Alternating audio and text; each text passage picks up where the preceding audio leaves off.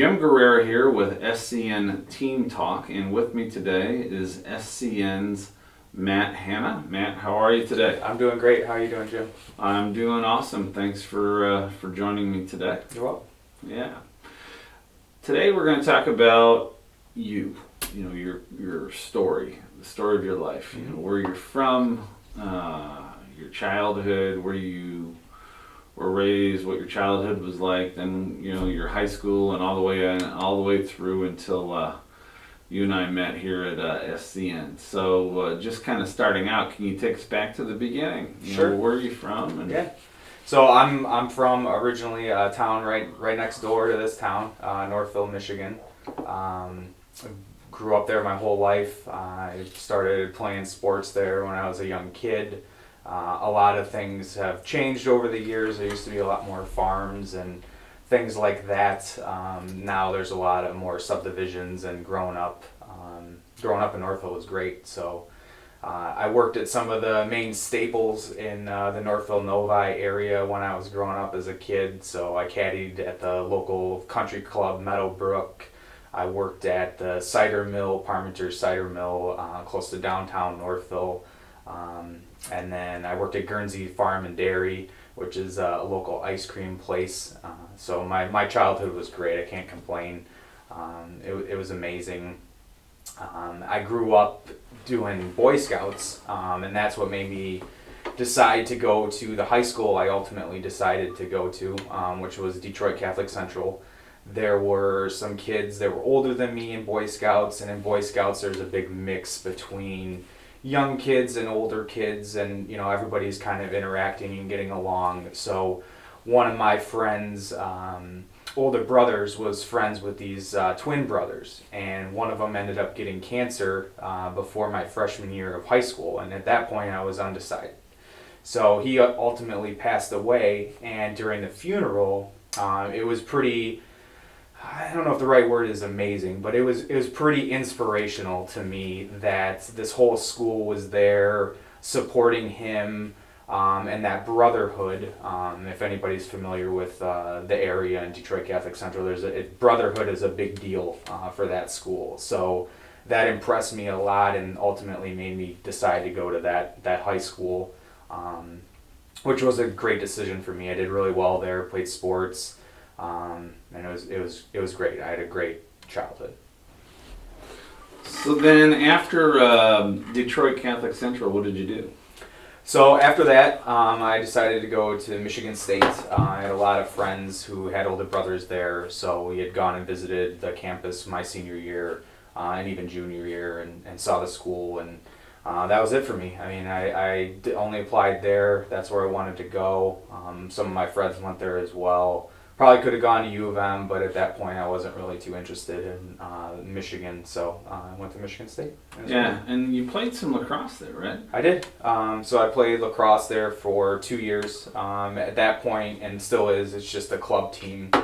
They changed in the 90s from a real team because of Title IX, so most of the schools in the Big Ten were actually all club. So it was a pretty high level of competition. We're playing other schools. Michigan now has a real team, but at that time it was a club team. Indiana.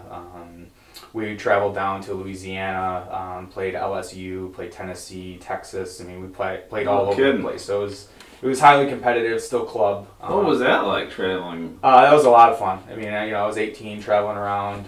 We got to go to Mardi Gras my freshman year, so that was pretty fun, going to Mardi Gras. Strategic planning. Yeah, it was. So that's when we played LSU and Texas, and Texas A&M. So it was pretty fun times, great times. But then as school got harder, I decided to take a step back and not play lacrosse anymore and just focus on school.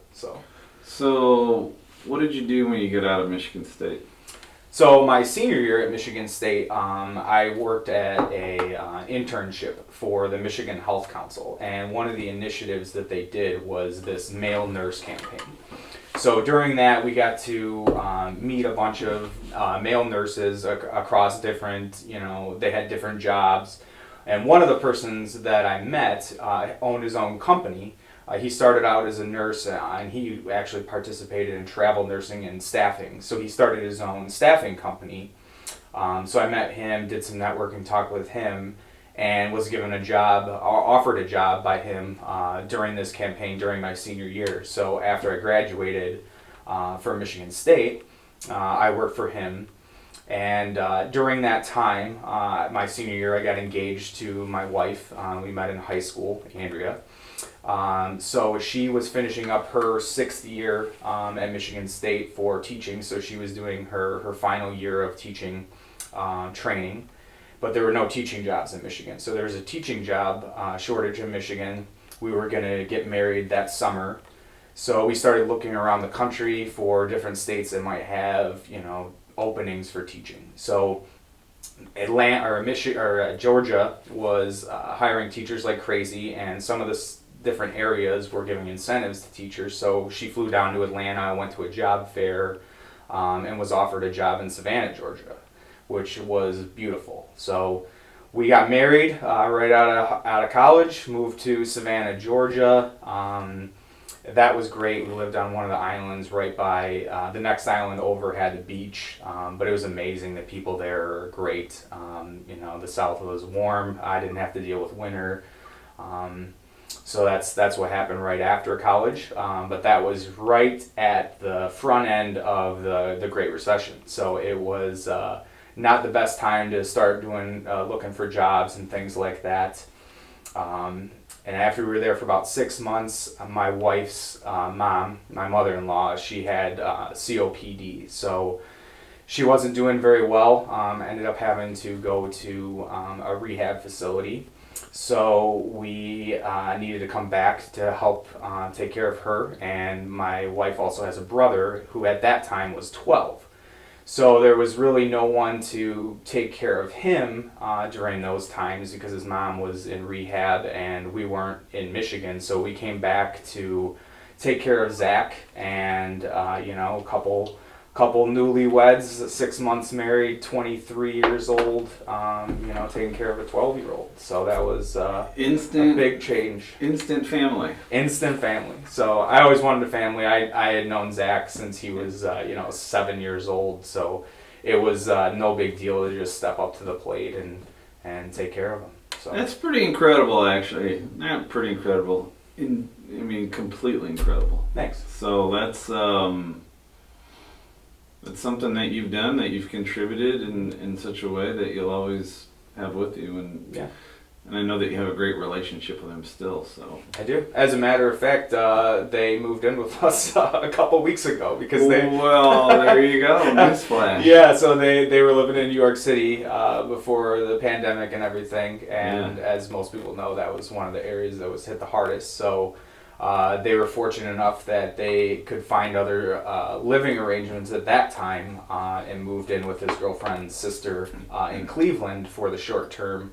But as things continued to play out, there wasn't really a good reason necessarily to go back to New York. So they decided we offered, and they decided to move in with us until things change, or who knows how long, but at least it gets them, they're able to save quite, some money and help out with the kids because they're doing, some homeschooling as well as in-person schooling. So it's been a good thing. That's incredible. That's incredible.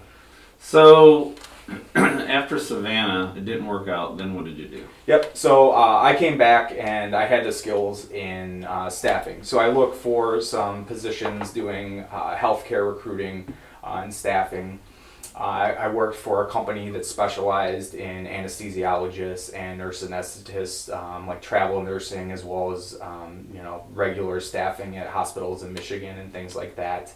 That was a smaller company, family-owned smaller company, and things weren't going very well in terms of staffing.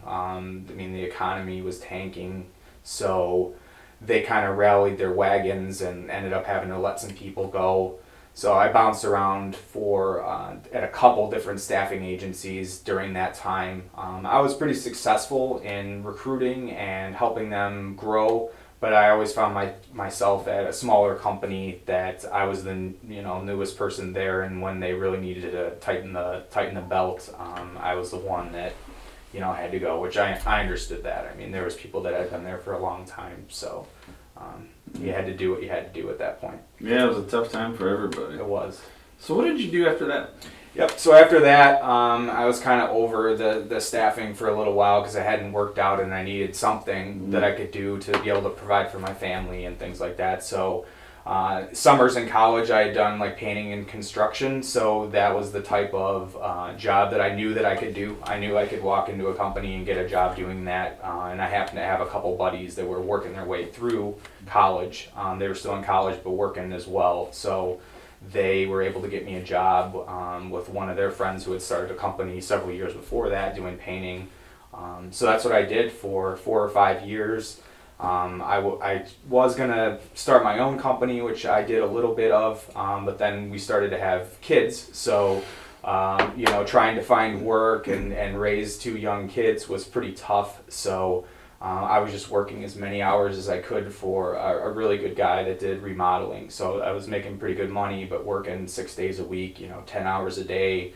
After 8 months of dealing with that and having a 6-month-old, it was pretty rough on the family. So that's when I decided to start looking for different positions. And I saw your job posting and it kind of stood out to me because you did recruiting for, at that time, what I saw in the ads, it looked like maybe different machining companies or like construction. So I was like, oh, this could be interesting. I'll just apply to this job. And I applied to several, but you gave me the call and I still remember it. It was great. I mean, talk about like the perfect match, from obviously I think from my end, but I think from your end as well. And it didn't take long to get you into our firm once we had that initial conversation. Oh yeah, it was great. I remember it was probably like 95 degrees out. I had just gotten done doing demolition of a bathroom basically, and I was tired and sweaty, and it was around lunchtime, and I didn't know you were the owner of the company when you called, but I definitely remember the phone call and where I was and everything, and I sat in my car. We probably talked, I don't know how long we talked for, a half hour, maybe an hour. It was a long time. It was so natural. It was great. Smooth. It was a great conversation. And then you lived just like a mile or two away, and you had a good foundation for what we were doing, and you were looking for something, and we were looking for something. I mean, it was just perfect. Yeah. And then, you never know how it's going to go once you're on board, but then once we saw your work and how you approach things, then it became even more perfect. And I said, oh my gosh, I can't believe we found this guy. It was so good for us, and I think, both ways. Yes. So it's been awesome. I agree. I couldn't agree more. It's really cool when it works out like that. It is. Yep. I'm just natural at it. I like helping people. I've always liked helping people. So it's fun to help companies and help people get jobs. I remember when I was struggling during the recession trying to find work, and that's what kind of drives me, is to try to help some of these people that are struggling, and especially now there's a lot of people that are struggling. So anything I can do to help that is what motivates me. That's awesome. So you've been with us, I think it's over 5 years now. Yeah, 6 years. Yeah. And it seems like you've been here forever, because you're such a pillar and you're such a rock. So, it couldn't be better, really. I mean, I just your commitment to service and your commitment to play as a team member is unparalleled. So thank you. You're welcome. Before we get into some of your work accomplishments, it's interesting to know that you went to Detroit Catholic Central because you were touched by the camaraderie and spirit of the people there when your friend passed away. And then you were warm to receive your 12-year-old nephew into your house as a newlywed. And now they're back with you again, even as adults, grown adults, which is incredible. But also, I mean, this will probably never be topped in the history of our firm in the past, certainly in the past and in the future. But one of our other associates, Greg, had a son who had kidney failure and needed a new kidney, and you volunteered to offer your kidney to a fellow coworker. Mm-hmm.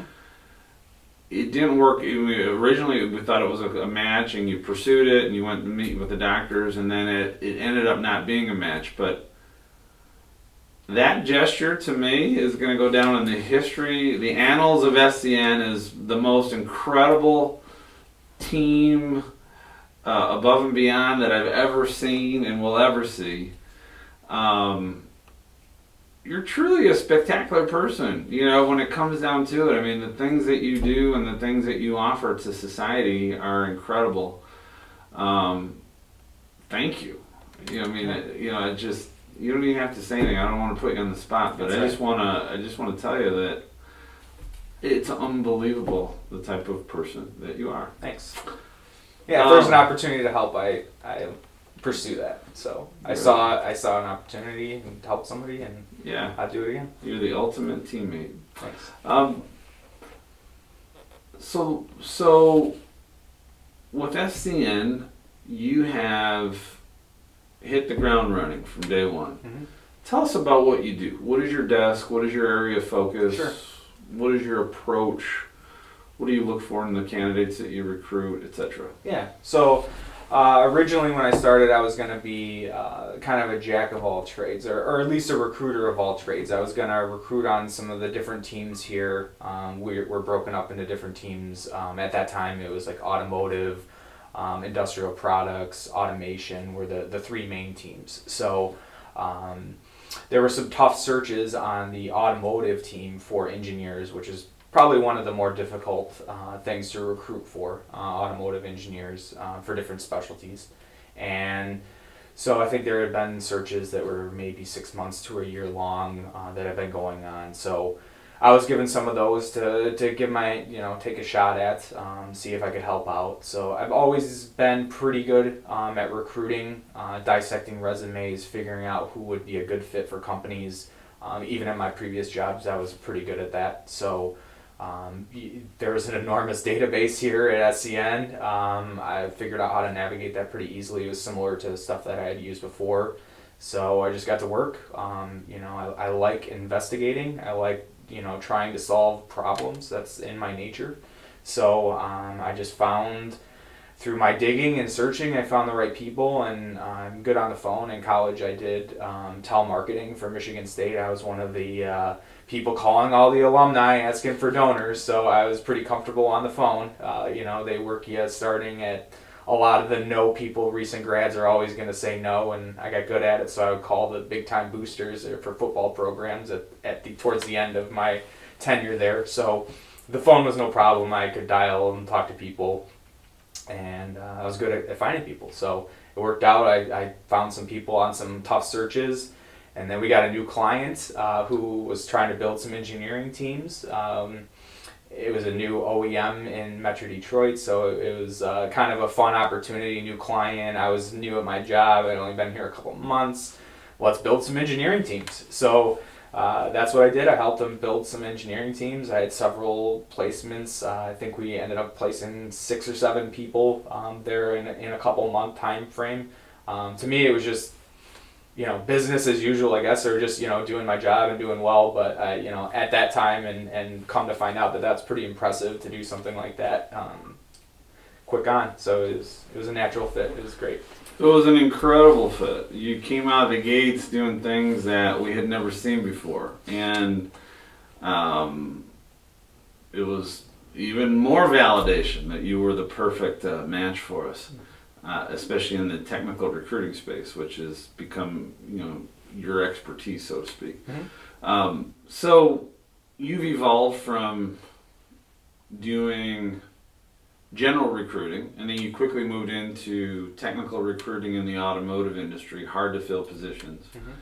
And then since then, we've basically created a role for you where you are the lead technical recruiter for SCN, and even if other people are working on other positions in technical areas, you may get involved in helping them or supporting them.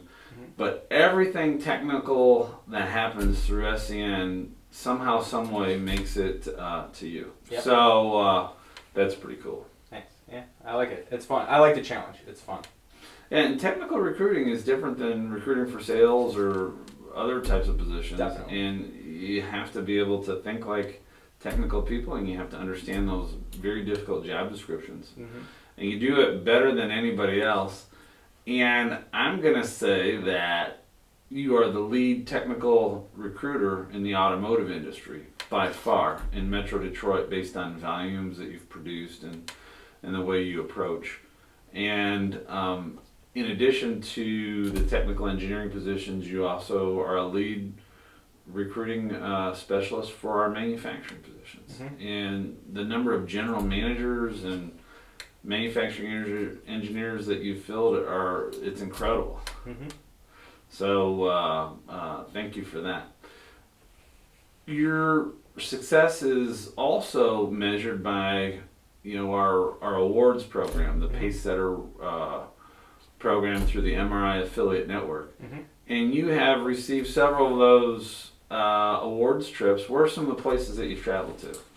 So the first year that I got the Pacesetter was Mexico. So I've been to Mexico, Curacao, Jamaica, Hawaii. We went to Costa Rica. So there's been a couple places that have been pretty great. We snuck in a trip to Hawaii with Pacesetter this past year, right before everything got shut down. Literally the week before everything got shut down. I came home on Sunday. On Wednesday I was working from home. Friday, all the schools were closed, so it was literally. It was. It's hard to believe that was this year. It's been a crazy year. I know. So I've been fortunate. I love traveling, so this job's helped me to fulfill some of my dreams of traveling. Costa Rica was on my bucket list. So we're just getting it rolling. Yeah, exactly. We're just getting it rolling. I see many awards trips in your future. You're still a young, upcoming guy, and you got many great years ahead of you. Your success has been unparalleled in the technical recruiting. Let's move over to the personal side. Sure. What do you do when you're not working? So I really enjoy the outdoors. So whether it's hiking, camping, fishing, hunting, I've grown up appreciating the outdoors, mainly with fishing and camping through Boy Scouts and with my dad. He grew up on a farm in Missouri originally, so we used to, when I was a kid, go back and see the farm and hike around there, and I've just always appreciated nature. So anytime that I can spend outdoors is a great time for me. It doesn't really matter what it is, even just walking outside in the woods or in nature is really soothing to me, and I love it. It's great.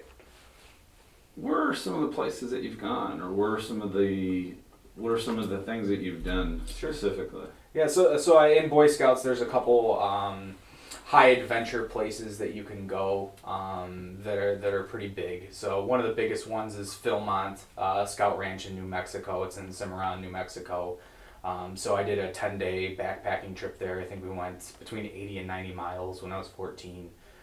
We climbed the highest mountain that was there, Mount Baldy.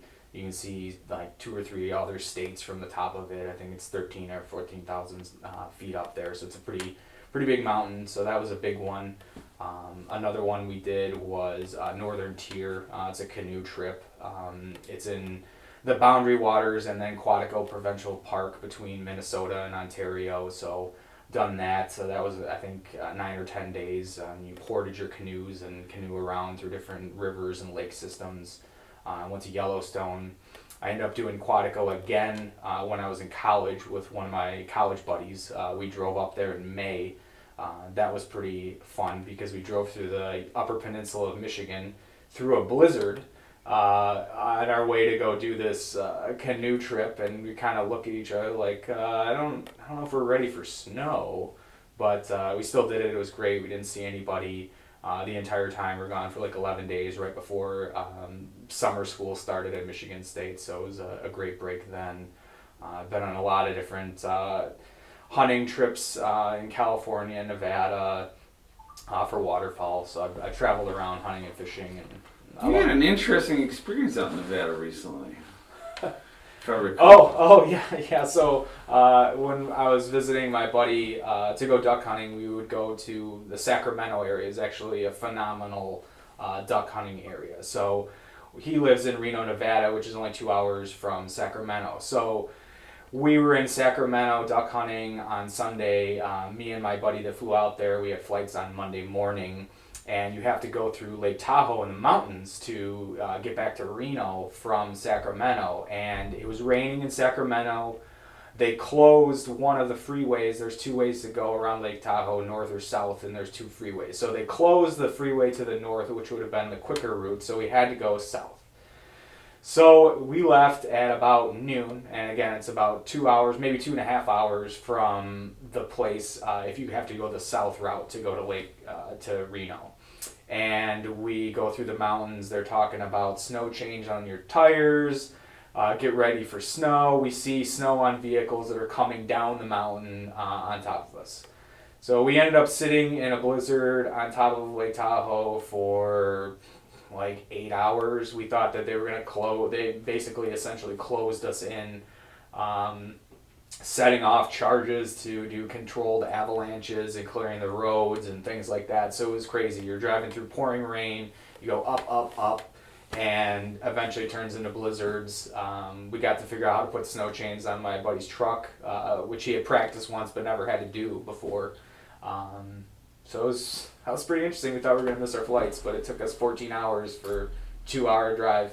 It was great. And you had stuck for 8 straight hours in the middle of a blizzard? In the middle of the blizzard on top of the mountain. Luckily, we had enough gas. I mean, there was people that were concerned about that. Some people turned around, but when we got over the mountain, the people that were trying to go back to like San Francisco, maybe they had been skiing in Tahoe for the weekend and things like that, there was like 5 miles worth of cars. I mean, it made national news. It was one of the like worst, blizzards and people being stuck and things like that. Like that year that you were right in the middle. I was right in the middle of it. So live to tell another day. Yeah. So, what about on the fishing side? What are some of your fishing stories? Where have you been? Sure. Michigan is one of the best states for fishing in the whole U.S. So you could stay in Michigan and fish wherever. Lots of different types of fishing. When I went on my different trips with Boy Scouts Quantico, that place is known for amazing fishing as well because there's nobody that goes there. I mean, it's all canoeing and things like that. So the fishing pressure is minimal. So the fishing is amazing. So I fished in Michigan, Lake St. Clair, Lake Erie, Lake Michigan, Lake Huron. I haven't fished in Lake Superior or Ontario, but those are the only 2 that I haven't. I just recently went fishing on Lake Michigan with my dad and son. We caught a bunch of lake trout. Probably going to go salmon fishing in a couple weeks with my cousin up on the rivers of Michigan.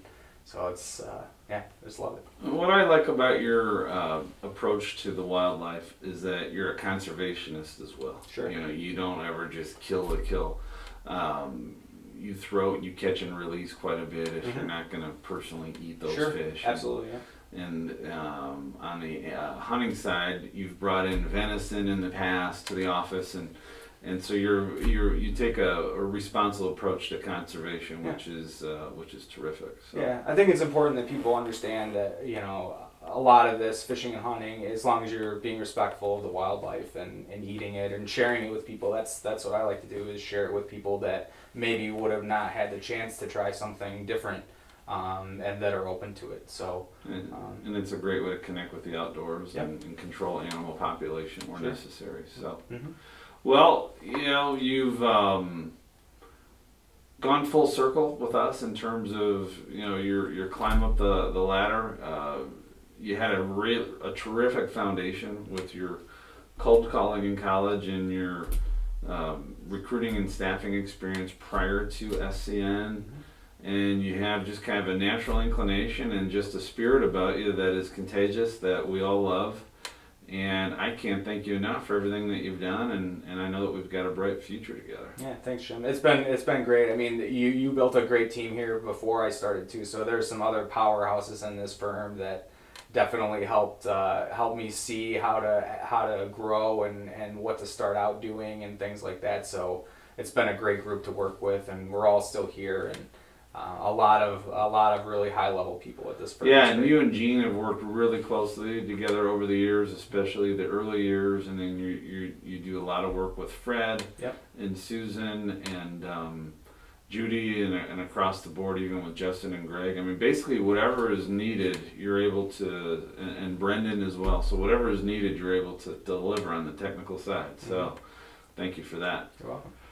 And I don't think technical positions are going away. I don't With think the way so. the industry is evolving, and even during a very difficult market here, we've been busy, you've been busy, and you've done some amazing things, especially on the electrification side of the vehicle space, and I think it's just going to keep going. Agreed. Yeah, I think a lot of these things we're just starting at a lot of these new technologies, and so it's not going anywhere. Not going at anywhere. all. Just going to continue to build. And we're right in the middle of it, and you're right in the middle of that. Yep. So Yeah. it's all good. Yep. Well, Matt, thank you, and we've got a bright future. Can't wait. Yeah, thanks, Jim. You got it. This is Jim Guerrera with Matt Hanna on SCN Team Talk.